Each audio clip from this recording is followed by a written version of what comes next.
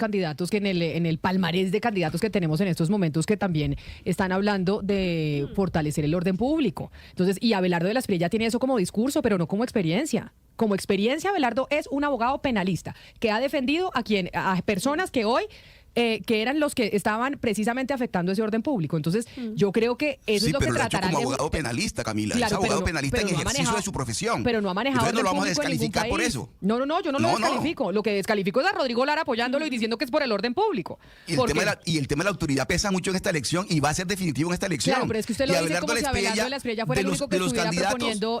Usted lo dice como si Abelardo de la Espriella fuera el único candidato que estuviera proponiendo el tema de orden público. Pero fíjese que los electores están identificando con ese discurso de autoridad a Abelardo de la Espriella, no nosotros. Pero nosotros tenemos que decirle a los electores, porque para eso somos periodistas, que no es el único candidato que está ofreciendo eso. Porque yo creería que el único que quiere mantener el status quo se llama Iván Cepeda, que es el que quiere mantener el tema de la paz total, que quiere continuar con lo de Gustavo Petro. Pero de resto, yo creo que todos los candidatos, todos, en todas las consultas, hablan del orden público. No vamos a decir pues, que el único que habla de orden público. Hay electores que no les gusta el status quo de Cepeda, que sí lo quieren vender como el gran estadista, que no lo es. Entonces digamos las cosas como son.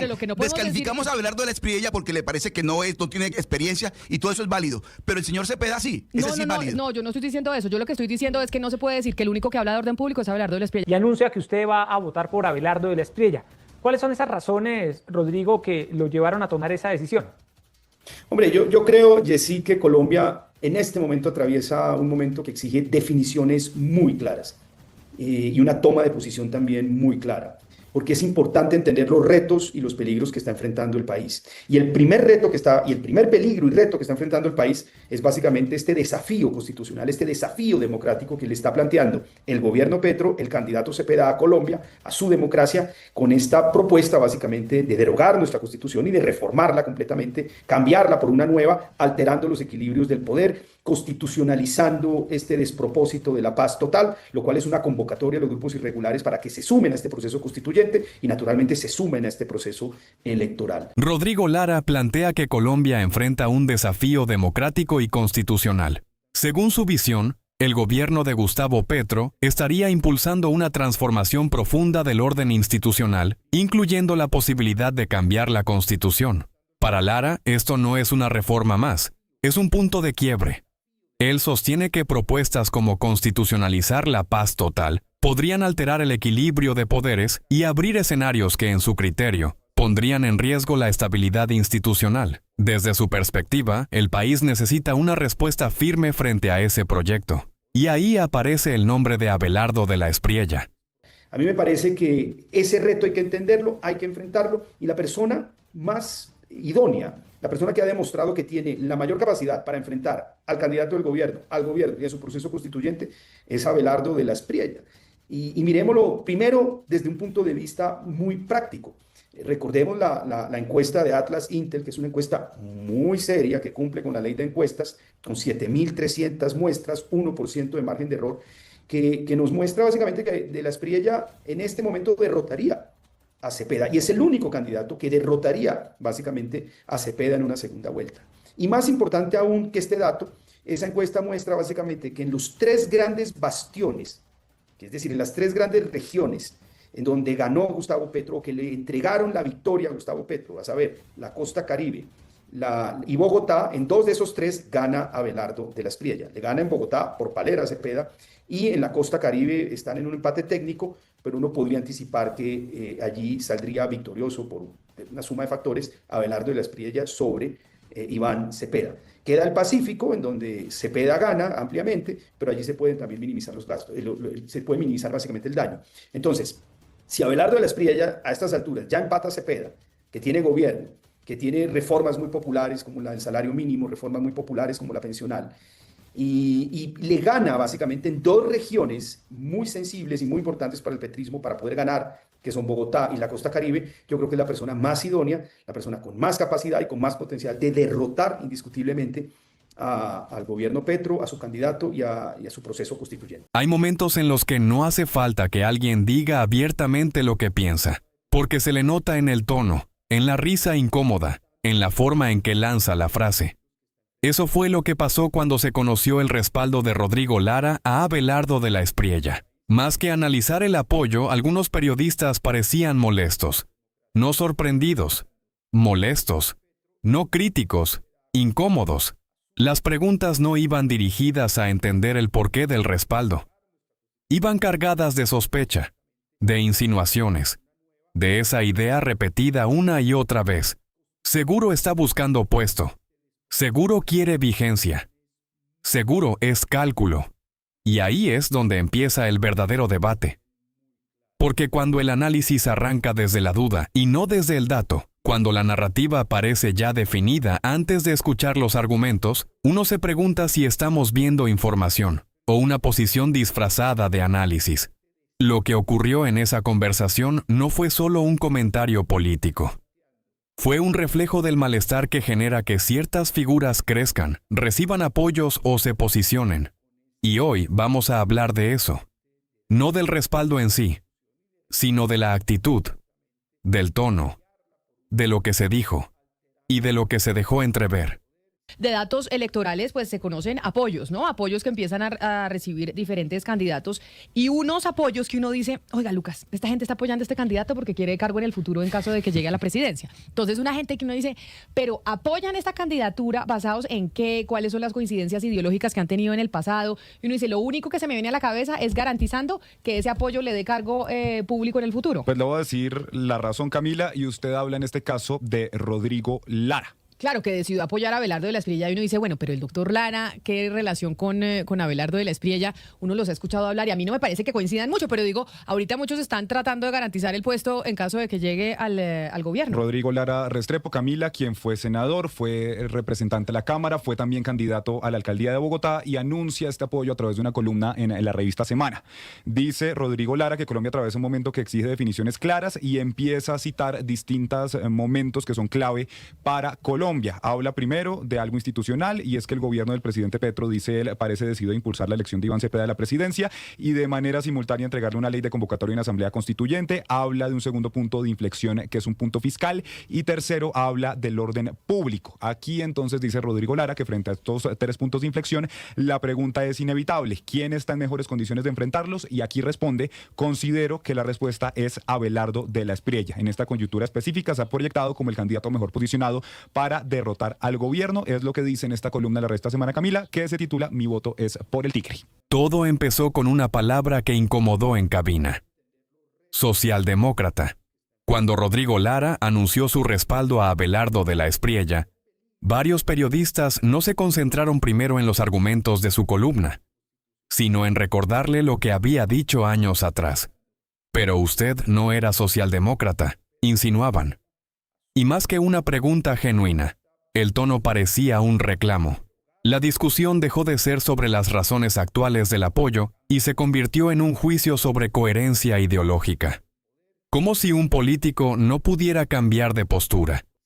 Como si evolucionar fuera sinónimo de traición. Lo que se percibió no fue solo análisis, sino incomodidad. Una sensación de molestia. Porque alguien que se definió en el pasado dentro de una línea más de centro, hoy respalde a un candidato con un discurso fuerte en autoridad y orden. Y ahí es donde nace el debate. ¿Se estaba informando o se estaba cuestionando con carga emocional? Y bueno, Rodrigo Lara entonces, en este video de Facebook que me encuentro, que es de junio del 2023, dice: soy un socialdemócrata porque creo en la igualdad de oportunidades, en la justicia, en el bienestar de todos los ciudadanos y en un Estado fuerte que garantice los derechos y proteja especialmente a los más vulnerables con garantía de derechos y oportunidades. Unimos a Bogotá. Digamos, yo la socialdemocracia la asocio a una posición de centro-izquierda. Un Luis Carlos Reyes, por ejemplo, me parece un socialdemócrata. Pero bueno, también las personas, a ver, no es por defenderlo, pero de pronto se derechizó en estos años. No, pero mire, yo sí le digo una cosa, porque acuérdese que Rodrigo Lara incluso, él inició en Cambio Radical, ¿verdad? Que ahí inició también Carlos Fernando Galán, estuvieron, y bueno, en Cambio Radical, hoy Motoa está apoyando al Tigre, ¿no? Uno de los Terians de la política, porque ahora también son Terians en política, está apoyando al Tigre, Abelardo de la Espriella. Pero Rodrigo Lara después empezó a discutir, ¿se acuerda cuando le dieron al nuevo liberalismo la personería jurídica? También él quería estar dentro del nuevo liberalismo. Y él acusó a los Galán de que lo convirtieron en una FAMI partido. En una FAMI empresa. Entonces uno dice, ¿por qué razón Lara, con ese historial político y habiéndolo entrevistado muchas veces aquí, pues se va con Abelardo de la Espriella? Sería pues interesante saberlo. A mí lo único que se me ocurre es que yo sí creo que hay varias gente que como Abelardo de la Espriella pues no ha tenido un recorrido en el sector público, Ana Cristina, pues él va a tener que armar gabinete y va a tener que pues, nombrar a mucha gente. En la mesa de análisis había algo más que sorpresa. Había desconcierto. Los periodistas no lograban explicarse por qué Rodrigo Lara decidía respaldar a Abelardo de la Espriella. Y en medio de esa confusión, comenzaron a lanzar hipótesis, que si es por conveniencia, que si es por vigencia, que si es porque Abelardo, al no tener experiencia en el sector público, necesitaría armar equipo y abrir espacios. Pero más que preguntas, sonaban a intentos de justificar lo que no encajaba en su libreto. Como si la única razón posible fuera un cálculo político. Como si no pudiera existir una coincidencia real en temas como orden público o liderazgo. El debate dejó de centrarse en los argumentos expuestos y pasó a buscar explicaciones que insinuaban interés personal. Y ahí es donde se percibe el malestar. No entienden la decisión y en vez de analizarla a fondo, intentan encajarla en una teoría que les resulte más cómoda. Pues Camila, socialdemócrata, Rodrigo Lara, pero papá, el papá. El hijo no, el hijo es para donde haya que moverse, para allá se mueve. Y aquí recordemos ese famoso video de él apoyando a Oneida Pinto, recordemos ese que inclusive pues está circulando una vez más esas peticiones de apoyar o esas... digamos, esas formas de apoyar a candidatos que ya pues se sabe que tienen una sombra. Entonces, pues eso es la democracia, tener distintas posiciones, pero pues este señor socialdemócrata no es una persona de derecha, que es una manera de pensar la democracia, pero pues que no diga lo que no es. Socialdemócrata era su papá, que su papá era un liberal. Yo sí creo que en estas elecciones, Camila, y ya lo he dicho varias veces aquí, el tema del orden público, el tema de la autoridad, el tema de volver otra vez a recuperar la seguridad, pesa mucho y va a pesar bastante en toda la campaña. Y yo creo que es una de las motivaciones que lleva al doctor Rodrigo Lara a identificarse con el doctor Abelardo de la Espriella. Entonces me parece que ese, por ejemplo, sería un punto de encuentro porque realmente el tema de la autoridad y el ejercicio de la fortaleza del Estado... En el caso del doctor Rodrigo Lara, yo siempre lo he identificado desde que estaba con Germán Vargas Lleras. Pero yo creo que hay otros candidatos que en el palmarés de candidatos que tenemos en estos momentos que también están hablando de fortalecer el orden público. Entonces, y Abelardo de la Espriella tiene eso como discurso, pero no como experiencia. Como experiencia, Abelardo es un abogado penalista que ha defendido a personas que hoy... que eran los que estaban precisamente afectando ese orden público. Entonces, yo creo que eso es lo que tratarán. Pero lo ha hecho como abogado penalista, Camila. Claro, es abogado penalista en ejercicio de su profesión. Pero no ha manejado. Entonces no lo vamos a descalificar por eso. No, yo no lo descalifico. Lo que descalifico es a Rodrigo Lara apoyándolo y diciendo que es por el orden público. Y el tema de la autoridad pesa mucho en esta elección y va a ser definitivo en esta elección. Claro, pero es que usted lo dice como si Abelardo de la Espriella fuera el único que estuviera proponiendo. Usted lo dice como si Abelardo de la Espriella fuera el único candidato que estuviera proponiendo el tema de orden público. Pero fíjese que los electores están identificando con ese discurso de autoridad a Abelardo de la Espriella, no nosotros. Pero nosotros tenemos que decirle a los electores, porque para eso somos periodistas, que no es el único candidato que está ofreciendo eso. Porque yo creería que el único que quiere mantener el status quo se llama Iván Cepeda, que es el que quiere mantener el tema de la paz total, que quiere continuar con lo de Gustavo Petro. Pero de resto, yo creo que todos los candidatos, todos, en todas las consultas, hablan del orden público. No vamos a decir pues, que el único que no le gusta el status quo. Hay electores que no les gusta el status quo de Cepeda, que sí lo quieren vender como el gran estadista, que no lo es. Entonces digamos las cosas como son. Descalificamos a Abelardo de la Espriella porque le parece que no tiene experiencia y todo eso es válido. Pero el señor Cepeda sí, ese sí es válido. No, yo no estoy diciendo eso. Yo lo que estoy diciendo es que no se puede decir que el único que habla de orden público es Abelardo de la Espriella, porque creo que todos los candidatos, si hay que ser justos, están haciendo propuestas en términos de orden público. Que es por las encuestas, porque Abelardo de la Espriella es el que más está marcando de los que le quieren hacer la oposición a ese status quo que usted menciona. Claro. Entonces, claro, las personas, ¿hacia dónde me decanto? Pues por Vicky Dávila no, por Juan Daniel Oviedo no, porque pues tienen votaciones chiquitas en las encuestas y el que marca es Abelardo de la Espriella. Por eso yo siento que se están decantando hacia la opción que pareciera que le pueda hacer más frente, lo menciona él en el artículo, a el proyecto de Gustavo Petro. Camila, mire, yo creo que esto es un tema de vigencia política, porque así como los periodistas buscamos estar vigentes porque vivimos de estar día a día informando, los políticos tienen que estar vigentes. Y Rodrigo Lara pues fue un gran senador, para muchos es una persona brillante, pero pues no se había vuelto a escuchar ni a sonar nada de él y simplemente buscó un espacio político de una candidata candidatura que va con una ventaja muy importante para adherirse. Esto yo creo que más allá del tema ideológico es puro tema de vigencia política. Así como también ahí hay un liberal al lado de Abelardo de la Espriella que se llama Mauricio Gómez Amín, del Partido Liberal. Pero está ahí con de la Espriella, a pesar de la ideología, a pesar de lo que está prometiendo de la Espriella, porque simplemente hay, digamos, un carisma entre ellos, se han hecho esa alianza y en ese mismo sentido se unió Rodrigo Lara. Y al final, más allá de nombres propios, lo que queda sobre la mesa es algo mucho más grande. No estamos hablando solo de un respaldo político, estamos hablando de cómo se construyen las narrativas. Porque cuando un periodista no entiende una decisión, tiene dos caminos: investigarla o insinuarla, analizarla o caricaturizarla. Y lo que vimos fue un intento constante de encajar una decisión política dentro de una sospecha automática. Como si en la política no pudiera existir convicción. Como si todo tuviera que ser cálculo frío. Como si apoyar a alguien fuera necesariamente una jugada debajo de la mesa. Ese es el punto de fondo. No se trata de defender a uno u otro candidato. Se trata de exigir equilibrio. Porque cuando la crítica pierde objetividad y se convierte en incomodidad evidente, el público lo percibe. Y hoy la audiencia ya no traga entero. La gente sabe diferenciar entre una pregunta dura y una intención cargada. Sabe cuándo se está cuestionando con argumentos y cuándo se está sugiriendo sin pruebas. Y eso importa mucho, porque el periodismo tiene poder, moldea opiniones, instala dudas, marca agendas. Y si ese poder se usa para inclinar la balanza emocionalmente, entonces ya no estamos frente a un simple debate político. Estamos frente a un problema de credibilidad. La democracia necesita crítica, sí. Necesita confrontación, claro. Pero también necesita coherencia.